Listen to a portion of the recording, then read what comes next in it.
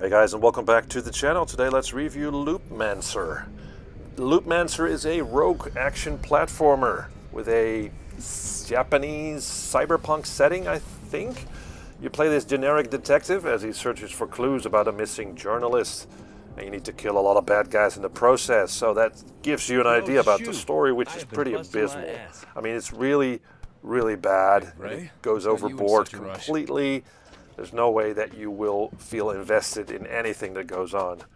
Now, I have to say, aesthetically, some of the backdrops of this game are fantastic to look at.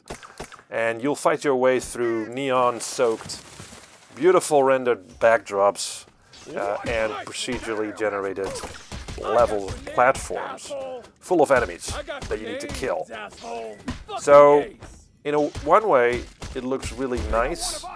In the other way, it's just simple platforming. And probably the combat is the best thing of this game because it's pretty fast and furious. You hack and slash and dash your way through enemies, which is the probably best way to deal with enemies. There's some nice moves you can pull off. The animations look really cool. You can also use a gun, throw grenades, that sort of thing. Controls are responsive, I have to say, and along the way you can unlock a variety of melee weapons and firearms, although I think the spear is pretty much the best weapon in the game because of its reach and just the best option.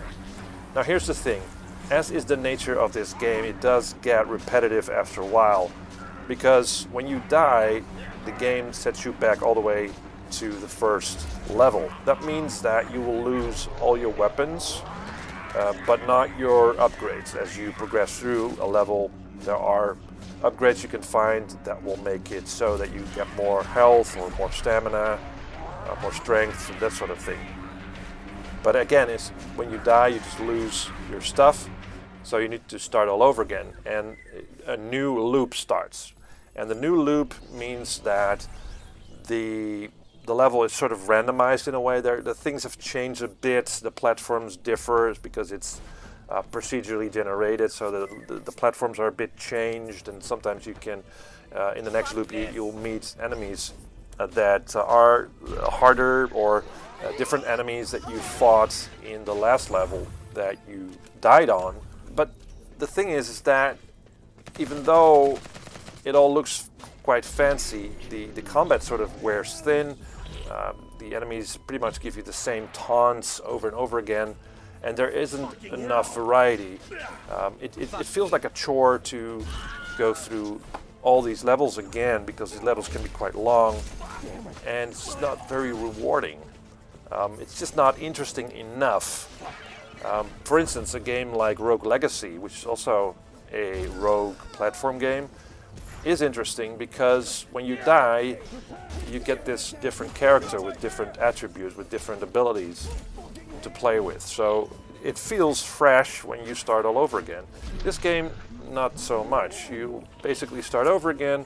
The combat stays pretty much the same. There's some variations in the level and some different enemies, but that's pretty much it. Another thing that sort of bugged me when playing this game is that it is not very well optimized. I experienced quite long loading times between levels, and there were some frame rate drops as well. So that was not so much fun. So overall, there isn't a whole lot to keep you going. I mean, the story is abysmal, the main character is generic, there isn't enough variety when you start over a loop. It's not that great. It's a pretty mediocre experience that looks good and plays well, but it kind of is mediocre. So thanks guys for watching, and see you in the next video.